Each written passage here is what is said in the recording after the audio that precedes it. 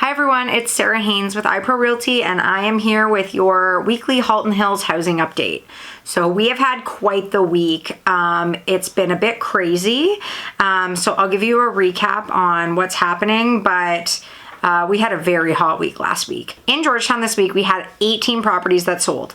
11 of them sold over asking, and some of them sold significantly over asking. So we are feeling very similar to 2017. It's going to be interesting what continues to happen. It feels like we're seeing more inventory coming up than we normally would at this time of year. So I think the word is like spreading, like we should be listing our properties. So hopefully that's going to help like cool things down. So for new listings in Georgetown this week, we had 16 new listings. So that is less than the amount sold, which is not great for inventory levels.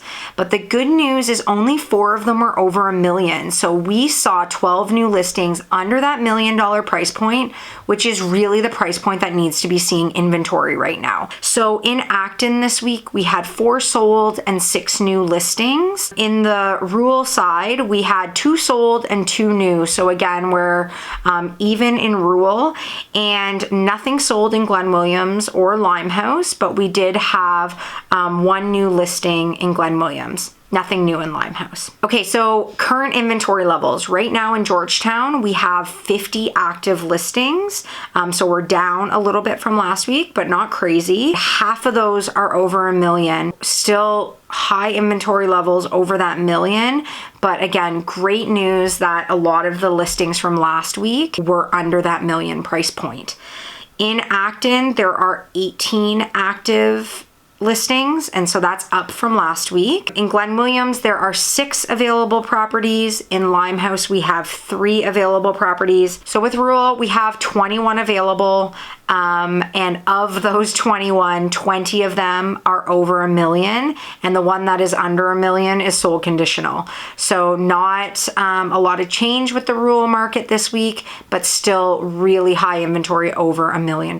So overall, we have had a crazy week. Personally, I had my busiest open house ever this weekend with 40 groups through, and the agent that did that house on Sunday had 32 groups through. So we are seeing a lot of people in the market right now. So hopefully we can see that inventory under $1 million continue to be the price point that is predominantly coming up.